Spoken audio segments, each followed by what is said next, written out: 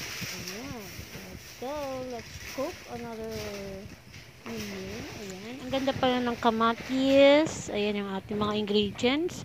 Tomato, tuna. Ayan. Yung ating celery na dahon for garnishing. And then, yung ating garlic.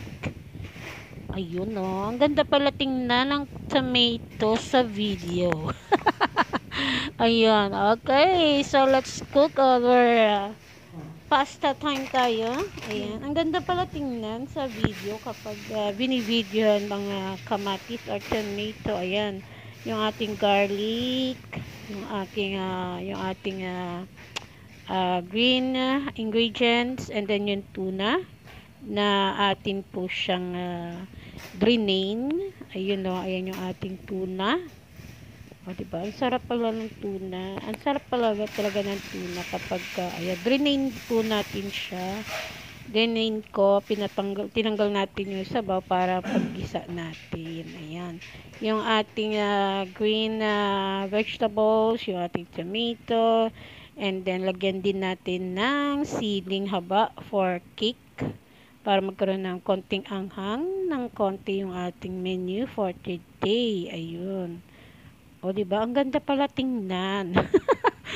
Ang ganda tingnan. Ayan yung ating tomato. Yung tomato, tinanggal natin ng buto.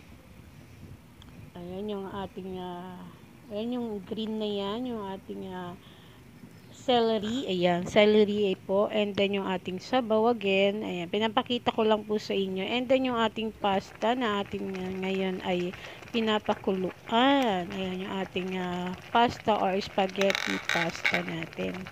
Ayan, so nagbo-boil na siya. 10 minutes or 5 minutes. 5 minutes, 10 minutes, ayan, maluluto na yan. So, bago natin siya niluto, pinakuluan muna natin with salt and konting oil lang natin, nilagay natin. And then, habang kumukulo, ayun, ayan, kulong-kulo na. Ayan, malapit na siyang maluto yung ating pasta. O, diba? Ang sarap. Pasta time ng ating menu for today. Ayun, malapit na siyang maluto yung ating pasta. And then, next natin ay nagigisa na tayo ng ating bawang or garlic. Let's saute our garlic. Alam niyo, napakabango ng ating garlic kapag ginigisa na natin siya sa ating. Napakabango. Sarap. Yan.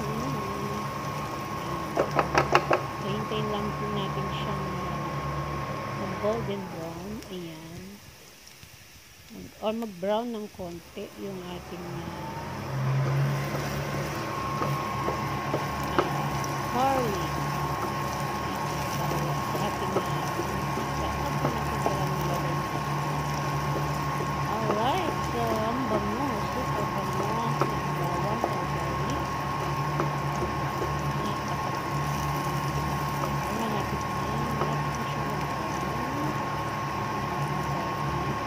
Binabantayan natin siya kasi madaling masulog ang garlic. Madaling talaga siyang masulog. Kaya, minsan, inaano ko ang hinuhuli ko ang garlic. Onions muna. So, hindi tayo nag-onions muna. I forgot the onions. Hindi bali na. It's okay. Actually, mas masarap talaga kahit na walang onion kayo nilalagay sa inyong paggisa naman. Malapit na siya o nag-brown na siya o kung makikita naman. Napakabango na siya. And then, let's put our tuna. Sumatasik-tasik pa yun kasi kahit i-drain natin lang meron sa mga kasi sumatasik-tasik pa yun. Ang bango-bango. Ang bango. Ang yummy. Yung ating pasta.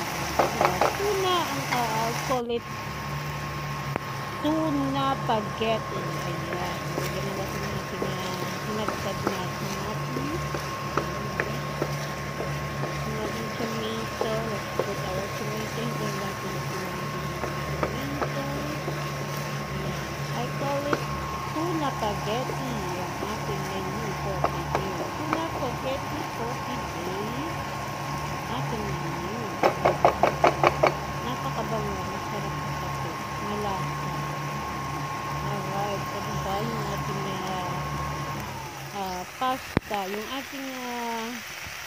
tuna, gagawin natin parang, actually, hindi siya hindi natin gagawin na pula ang ating sauce, hindi.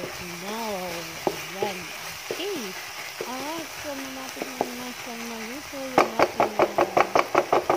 yung ating ginigisang tuna with tomato and garlic. So, hintayin lang po natin siya. And the next is, maglagay tayo ng ating celery. Napakabango. Pampabango sa ating niluluto. At masarap pa din. Masarap din siya. Super yummy yung delicious.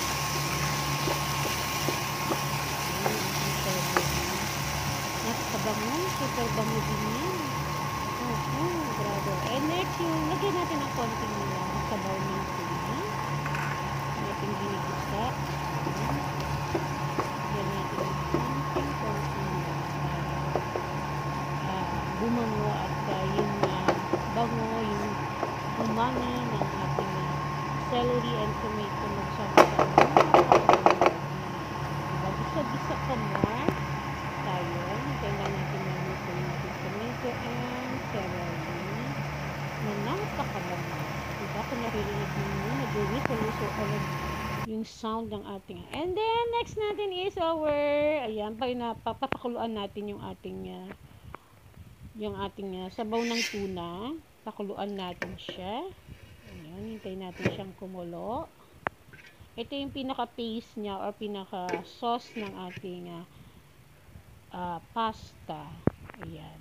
So, kung wala kayong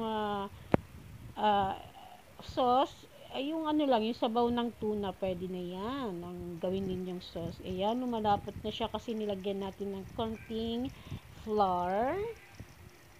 Kasi yung flour yun yung nagpapalapot ng ating sauce. O, diba? Parang sauce lang ng parang gravy. O, diba? Nilagyan natin ng konting sili para medyo rin. And then next natin, ayan. So, ready na tayo mag-plating. Ayan yung with toasted bread. Perfect combination for our pasta or tuna spaghetti. Ayan, So, lagyan na natin siya ngayon ng sauce na ginawa natin kanina. So, ilagay na natin sa ating pasta. Ayun, napakasarap. Syempre, lagyan na din natin ng asin yung ating sauce. Ayan. And paminta, nilagyan din natin siya ng paminta kanina. Alright, so yan yung pinaka-sauce ng ating pasta, white sauce. Parang gravy nga lang yung ginawa natin, diba? Ayun, yummy. Here we go, plating time na tayo, guys. Ayan. Alright. Yummy, yummy. Yummy and delicious. Our tuna spaghetti. Ayun, Then, lagay na natin yung sa ibabaw. Yung ating main ingredients, tuna, garlic, tomato, and yung ating celery. Ayan, diba? Yung typical pangmasang pagkain, gawin natin pasosyalin natin ngayon. Diba? Pangmasang pagkain, pasosyalin natin. Diba? Then next natin is, let's put tomatoes for garnishing. Ayan, And then yung ating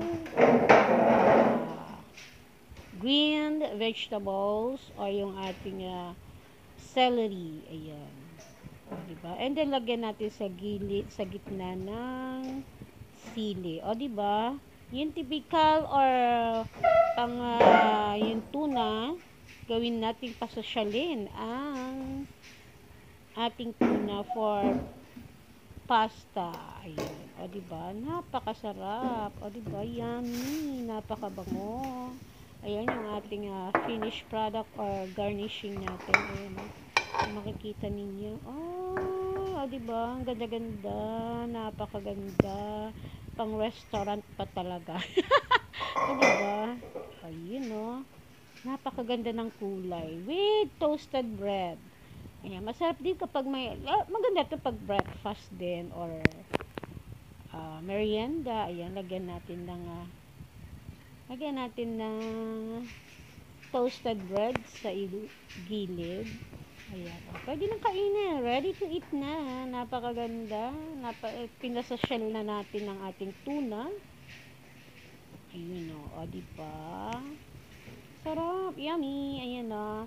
Thank you very much for watching. See you next cooking vlog. Ayan yung ating. Thank you very much to all of you and everyone.